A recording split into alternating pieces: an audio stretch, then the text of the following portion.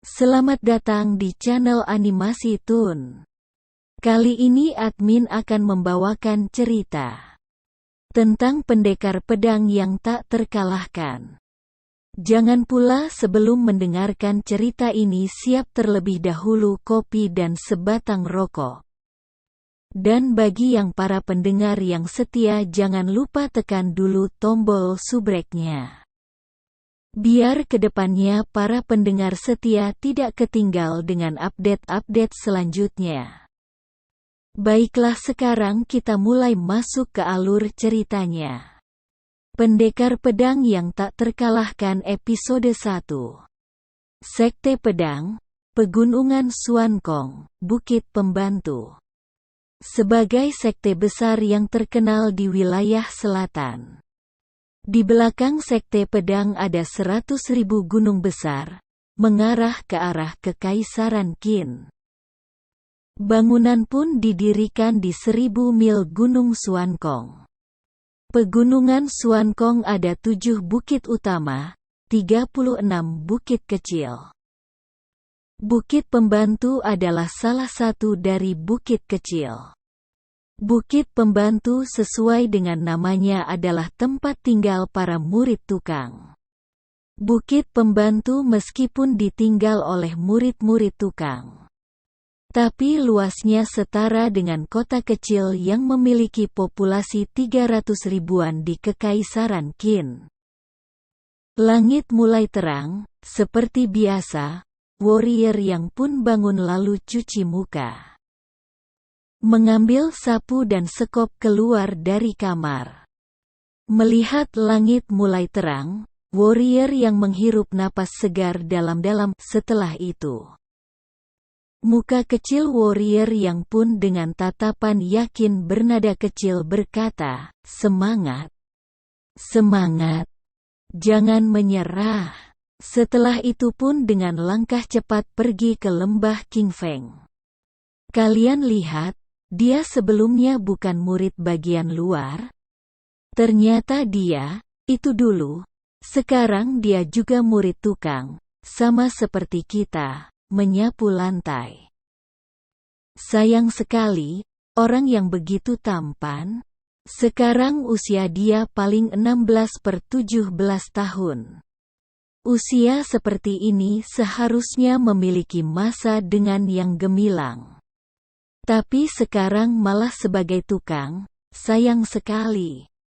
Dengar-dengar dia dulu di kota Anan diterima tetua bagian luar sebagai murid bagian luar. Tapi siapapun tidak mengira, dia masih belum sempat menghisap energi hitam. Langsung dijadikan murid tukang. Dalam sejarah sekte pedang ini adalah orang pertama yang dari murid bagian luar diturunkan. Menjadi murid tukang, dia juga mendapatkan julukan murid tidak berguna sekte pedang.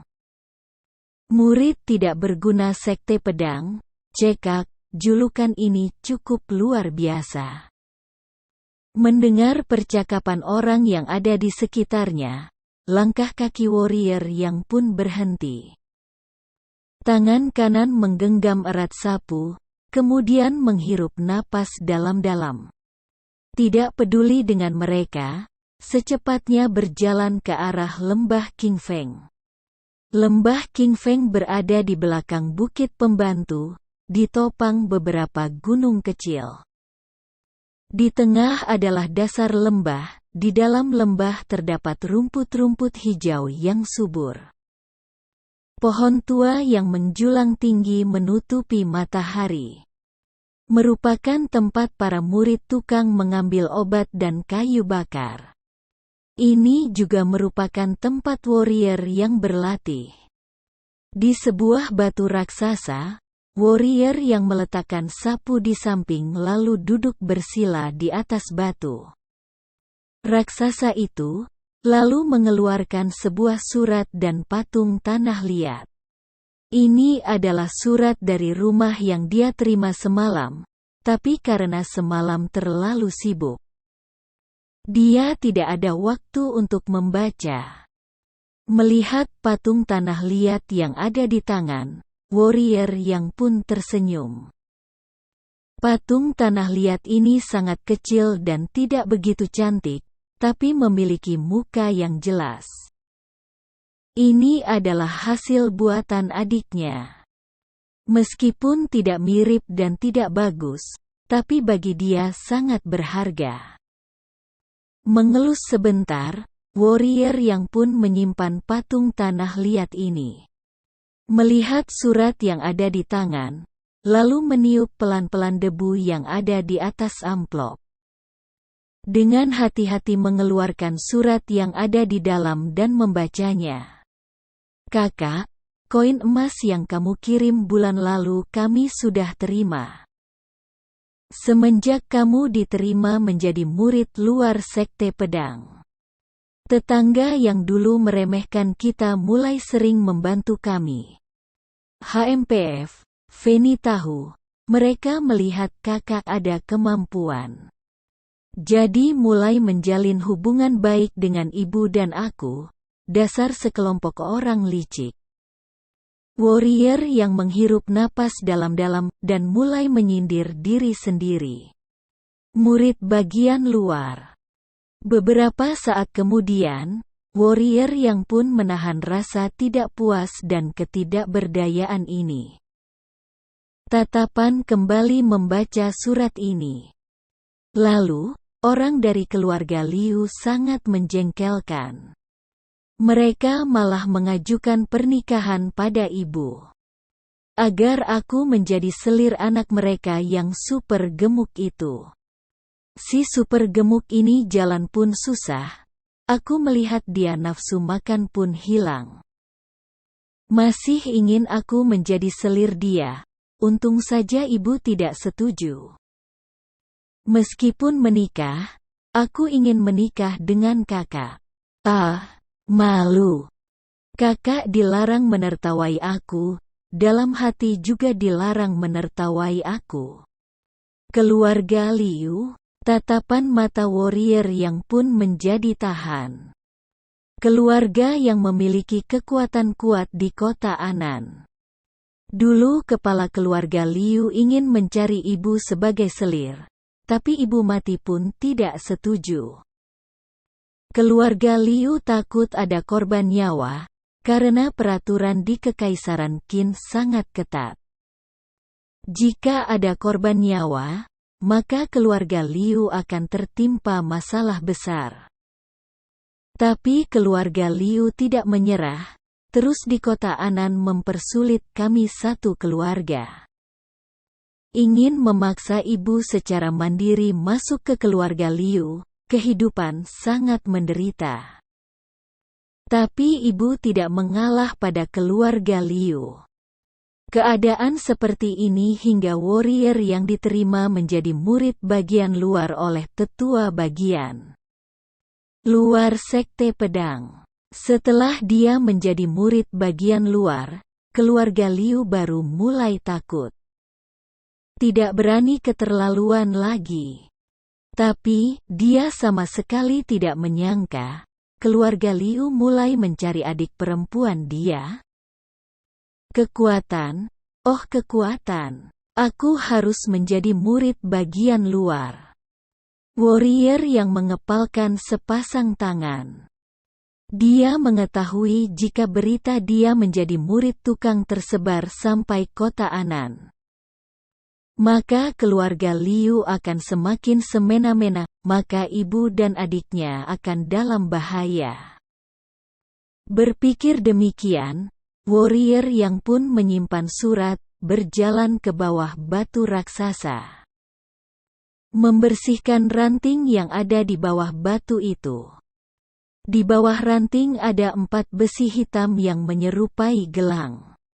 4 besi hitam ini pun dipasangkan di lengan tangan dan pergelangan kaki. Memakai potongan besi ini, warrior yang pun merasakan perasaan berat. Tapi selama 1 tahun ini dia sudah terbiasa dengan berat potongan besi ini. Setelah memakai potongan besi ini, warrior yang pun berjalan ke depan pohon besar. Melompat dengan kuat, badan pun terbang ke udara, sepasang tangan memegang erat ranting pohon. Lalu menggunakan kekuatan lengan mulai mengayun. Di saat mengayun, badan dia pun muncul gaya yang aneh. Gaya ini bisa membuat otot-otot yang ada di badannya mulai bergerak. Teknik pemurnian raga ini adalah dia dapat saat menjadi murid bagian luar. Meskipun bukan teknik yang mantap, asalkan murid bagian luar pasti akan mendapatkan teknik ini. Kegunaan dari teknik ini adalah memperkuat raga. Di saat otot-otot sudah mencapai tingkat yang diinginkan, akan menghasilkan energi hitam. Dengan adanya energi hitam, maka akan menjadi seorang pendekar hitam. Waktu itu dia melatih teknik pemurnian raga selama setengah tahun juga tidak ada energi hitam. Juga karena demikian, dia pun diturunkan menjadi murid tukang. Murid bagian luar diturunkan menjadi murid tukang. Tidak pernah terjadi dalam sejarah sekte pedang. Oleh karena itu dia pun mendapatkan julukan yang terkenal yaitu orang tidak berguna dalam sejarah. Tidak hanya demikian, dia pun menjadi bahan ajar bagi tetua sekte pedang untuk mendidik murid bagian luar. Jika ketemu murid bagian luar yang bermalas-malasan atau tidak serius, maka tetua bagian luar akan mengatakan, "Kamu ingin menjadi warrior yang kedua?" Dalam kondisi biasa, orang pada umumnya akan meninggalkan sekte pedang kembali ke duniawi. Tapi warrior yang tidak, dia tidak kembali ke duniawi, malah bersedia menjadi murid tukang. Semua ini, karena dia tidak ingin mengecewakan ibu dan adiknya. Dia adalah harapan bagi ibu dan adiknya, karena dia menjadi murid bagian luar sekte pedang. Tidak ada orang yang berani mengganggu ibu dan adiknya. Karena dia menjadi murid bagian luar, kehidupan ibu dan adiknya pun menjadi lebih baik. Jika dia kembali, maka segalanya akan mengalami perubahan. Tidak lama kemudian, lembah Qingfeng yang tenang ini pun bergema suara napas. Keringat masuk ke mata, rasa pedih ini membuat warrior yang memejamkan mata. Keringat yang bercucuran pun mengalir jatuh bagaikan hujan. Di saat ini warrior yang mulai merasa pegal dan lelah, terutama sepasang tangan, sangat berat. Orang biasa di saat ini akan memilih istirahat, tapi dia tidak, menggertakkan gigi. Sepasang tangan menggenggam erat ranting pohon, terus bergerak naik turun. Tidak lama kemudian, muka warrior yang memerah, keringat bercucuran. Baju hijau dia sudah basah kuyup, perasaan capek ini membuat dia merasa pusing. Akhirnya melepaskan sepasang tangan, badan pun jatuh ke lantai. Terbaring di lantai, warrior yang pun bernapas terengah-engah. Di saat ini kekuatan menggerakkan jari pun sudah tidak ada. Langit mulai terang, pemandangan luar pun mulai terlihat jelas, angin sejuk menghembus. Warrior yang pun menghirup napas dalam-dalam. Tiba-tiba, warrior yang duduk bersila, mata terbuka lebar, ekspresi tidak percaya. Dia bisa merasakan energi hitam? Benar, dia merasakan energi hitam. Energi hitam yang terputus-putus mulai dari nadi tubuh mengalir ke dalam pusat energi. Meskipun arus energi ini tidak lancar dan lemah, tapi dia benar merasakannya. Ini apa yang terjadi? Warrior yang merasakan energi hitam mengalir masuk ke dalam pusat energi.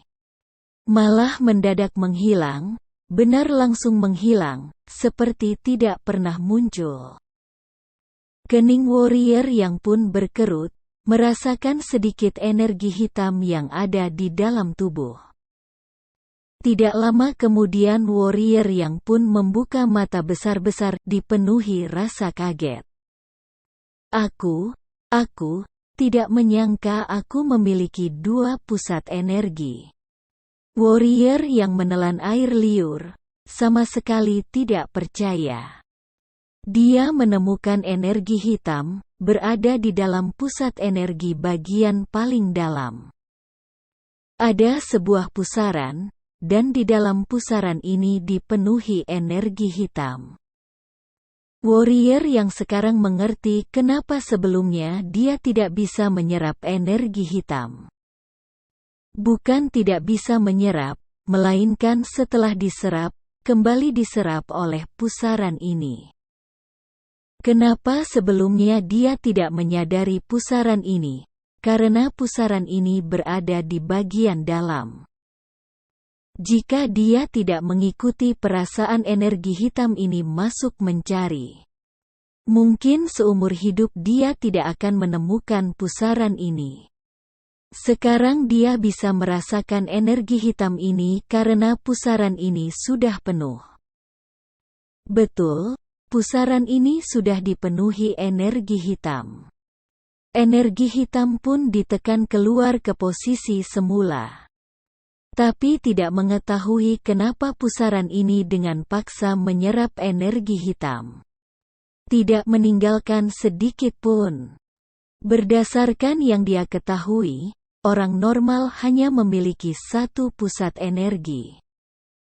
Dia juga tidak mengetahui apakah ada orang yang sama seperti dia memiliki dua pusat energi.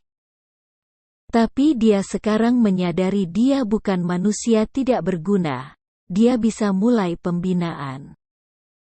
Berpikir demikian, warrior yang pun tersenyum.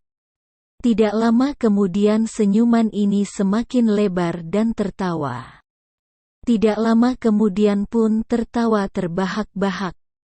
Aku warrior yang bisa menjadi seorang pendekar hitam. Aku warrior yang bisa menjadi pendekar hitam, hahaha. Saat ini warrior yang pun terharu, menangis seperti anak kecil. Sudah melewati berapa lama, dia meskipun pernah berpikir untuk menyerah. Tapi beban yang ada di pundaknya bagaikan gunung tidak berwujud terus menekannya. Dia tidak takut orang lain menertawai dia tidak berguna maupun meremehkan dia. Dia paling takut mengecewakan harapan ibu dan adiknya.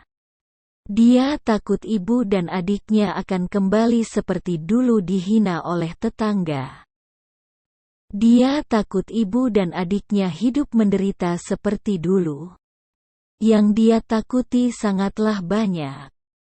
Tapi sekarang dia memiliki kekuatan untuk menghindari semua ini terjadi.